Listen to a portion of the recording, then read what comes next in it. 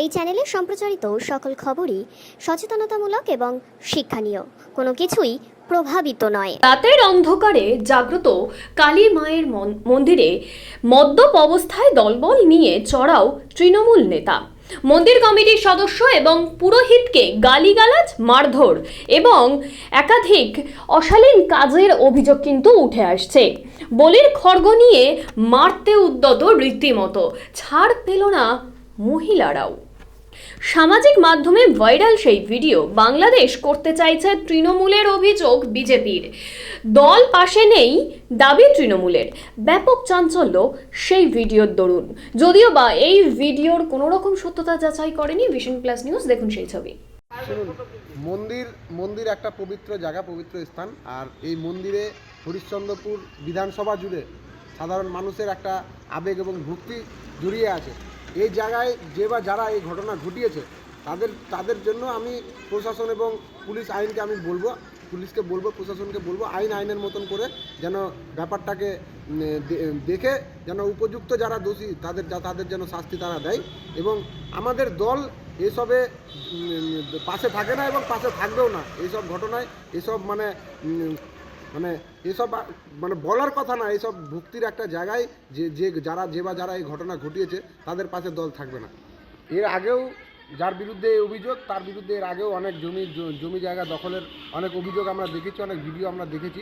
তবে দল জানি না কীভাবে দেখছে। আমি দলের কাছে অনুরোধ করব, আমার উচ্চতম নেতৃত্বের কাছে অনুরোধ করব যেন এইসব জিনিস খতিয়ে দেখে এবং যাদের জন্য আমাদের দল কালিমালিপ্ত হচ্ছে তাদের জন্য উপযুক্ত ব্যবস্থা দল নেই। এটাই আমার কাছে দলের কাছে আমার অনুরোধ থাকবে। আগামী দিনে যেন এইসব লোকজনের যেন আমাদের দল কালিমালিপ্ত না হয়, সেটাই আমি বলবো দলকে, উচ্চতম নেতৃত্বকে যেন কঠোরতম ব্যবস্থা নেয়। আমি সাহেব দাস, হরিশ্চন্দ্র ব্লক 1 INTTUCর সভাপতি। আমি বলতে চাচ্ছি যে পশ্চিমবঙ্গের তৃণমূল কি চাইছে? তৃণমূল কি পশ্চিমবাংলাকে বাংলাদেশ করতে চাচ্ছে? আজকে একটা সভ্য সমাজের মধ্যে যেখানে একটা মন্দিরের মধ্যে পুজো হচ্ছে, সেখানে তৃণমূলের নেতারা গিয়ে ওখানে তাণ্ডব করছে, যেখানে পুরোহিত বাদ নাই, মহিলারা তো আছেই। তৃণমূল চাচ্ছে কি? এটা কি বাংলাদেশ করে দিতে চাচ্ছে? কিন্তু আমরা এটা হতে দিব না। এই তৃণমূলের এই দুষ্টামি, এই নোংরামিতে আমরা বৃহত্তর প্রতিবাদ করছি এবং আমরা এটাকে কোনোদিন প্রশ্রয় দিই না।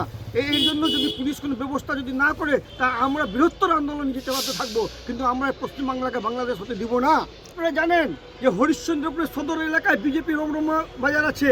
এখানে আমরা সমস্ত গ্রামবাসীকে নিয়ে থানার মধ্যে দ্বারস্থ হবো এবং বৃহত্তর আন্দোলনে যাবো। যদি পুলিশ অ্যারেস্ট না করে তো তাহলে আমরাও বুঝিয়ে দিতে পারবো এটা বাংলাদেশ হতে দিচ্ছি না, এটা পশ্চিমবাংলা আছে, পশ্চিমবাংলায় থাকবে। ভোটটাকে আমরা ধিক্কার জানাচ্ছি, বারে ধিক্কার জানাচ্ছি আমরা, যে এরকম হওয়া উচিত না সভ্য সমাজের মধ্যে। কিন্তু এটা কী জন্য এই তৃণমূল করছে এটা আমরা বুঝতে পারছি না। তারা চাইছে কি, যেখানে আমরা হিন্দু সমাজের মধ্যে যখন আমরা পুজো পাঠ করি, আমরা নিরামিষ থাকি, সেখানে তৃণমূল নেতারা কি করছে, দারু মদ খেয়ে মন্দিরে প্রবেশ করছে। এটা কি উচিত? সভ্য সমাজের উচিত? আজকে মানুষরা কি নজরে দেখছে? মানুষরা বুঝতে পেরেছে যে এই টিএমসিকে ভোট দিয়ে আমরা খুব অন্যায় করেছি। হ্যাঁ, ওরা এখন প্রাশ্চিত করছে এবং প্রাশ্চিত করে কান ধরে উঠবে বসকে যে আমরা অনেক বড় ভুল করেছি। এই ভুলটা আর যেন পুনরায় না হয়। আমার নাম কিষণ কেডিয়া, আমি ভারতীয় জনতা পার্টি উত্তরমালদা সাংগঠনিক জেলা কমিটির সদস্য এবং মালতীপুর বিধানসভার ইনচার্জ। মানে পুজো যখন চলছিল তখন বাইরে চিৎকার সব চেঁচামেচি করে যাচ্ছে। আমরা তো ভিতরে ছিলাম, বুঝতে পারছিলাম না। তারপর দেখছি গেটের সামনে বাবলু কর্মকার আর ওর যা আছে 10-15 জন ছেলেগুলো নিয়ে খাড়া হাতে নিয়ে চলে এসছে। খাড়া বলতে ওই যেটা দিয়ে বলি দেয়, আচ্ছা, ওটা ওর হাতে দেখছি। আমাদেরকে ই করছে যে কাকে বলছে সেটা বুঝতে পারছি না, কিন্তু ভিতরে তো আমরা আছি, বলছে বের হোক, কাটবো তোমাদেরকে। মন্দিরের সামনেই পুজো চলছিল। গেটে, হ্যাঁ, পুজো চলছিল। তারপর তখন তো বুঝতে পারছি না আমরা যে কী হচ্ছে। তখন উঠে দাঁড়িয়েছি, আমরা এদিকে দেখছি, তো দেখছি ও আছে। তারপরে তো ওই গালাগালি করে যাচ্ছে। তারপরে কেউ খাওয়ার হাত থেকে কেড়ে নিয়েছে, তাও ও তো করেই যাচ্ছে। সেটা তো ভিডিওর মধ্যে তো সব দেওয়াই আছে। ভিডিওটা বানিয়েছিলেন আপনারাই? আচ্ছা, ওইখানেই ছিল যারা সব, আরও ভক্তরা ছিল ওখানে। হ্যাঁ, ওরাও তুলেছে, ভিডিও করেছে। তারপরে বলছি এই কী কারণে এই তাণ্ডব সেটা তো বুঝতে পারছি না। ওদের সঙ্গে তো কোনো আমার খারাপও ব্যবহার নেই, কোনো দিন ঝগড়াও হয় না ওদের সঙ্গে। যাই ওরা প্রণাম টনাম করে ওখান থেকে বেরিয়ে পড়ে, কিন্তু এবার কি হয়েছে ওর তো সে তো ওই বলবে। বলছি মদ্যপ অবস্থায় ছিল? মনে হয় খেয়েছিল, কেন কি আমরা তো ভিতরে ছিলাম আর দূরে ছিল, কিন্তু হাত বাড়িয়ে মানে মারামারি করার চেষ্টা করছিল। মহিলাদেরকেও দিয়েছে যারা ওইখানে আছে মন্দিরে পুজো করে, তাদেরকে মারধর করেছে না? হ্যাঁ, ওর বৌমাকেও করেছে, ওদের সঙ্গে খারাপ ব্যবহার করেছে। প্লাস আমাদের তো ভিতরে ছিলাম কিন্তু করার চেষ্টা করছিল, তারপরে ওখানে কয়েকজন ছিল মানে আচ্ছা, ও ভক্তদেরকেও কি মানে হেনস্থা করেছে কালকে? হ্যাঁ হ্যাঁ, যারা আরো ভক্তগণ ছিল? হ্যাঁ, যে ওকে নিষেধ করছে তার সঙ্গে খারাপ ব্যবহার করছে। আতঙ্কে ভুগছেন নাকি এখন কোথাও? আতঙ্ক, প্রচুর আতঙ্ক। ওর তো যেরকম থ্রেটিং দিয়েছে, আমি ছেলে মেয়েকে নিয়ে পরিবার, থ্রেটিংটা কি দিয়েছিল কাকিমা? হ্যাঁ মন্দির থেকে আমরা বের হই আমাদেরকে দেখে নিবে, কি করে আমরা বের হচ্ছি, কি করে ওখান থেকে আসছি আমাদেরকে দেখে নিবে ও। তো এবারকে নিয়ে আমরা এখানেই আছি, যদি আমাদের রাস্তাঘাটে কিছু হয়, ছেলে মেয়ে আছে আমার, তাহলে কে দায়ী নেবে এইসব? কী করবো আমরা? ওই জন্য থানায় লিখিত অভিযোগ দায়ের করেছেন। বলছি এত সাহস কি দিচ্ছে এদেরকে? সেটা তো আমি বুঝতে পারছি না, সে তো এখন থেকে জানা যাবে। অভিযোগ করেছি, ওখান থেকে জানা যাবে। হ্যাঁ, আমরা তো চাইছি যে এটার যেন সুবিচার হোক, আমরাও যেন শান্তিতে থাকতে পারি। পাড়াতে আছে, ও আছে পাড়াতেই আছে, কিন্তু যে ও ভুল করেছে তো ওর জন্য তো শাস্তি ওর চাই একটু। বলছি একজন জনপ্রতিনিধি হিসেবে মহিলাদেরকে মারধর করেছে, হেনস্থা করতে দেখা গেছে, একটা মানে ভিডিও প্রকাশ্যে এসে সোশ্যাল মিডিয়ায় ভাইরাল হয়েছে, মানে এটা কিভাবে দেখছেন আপনি বিষয়টা?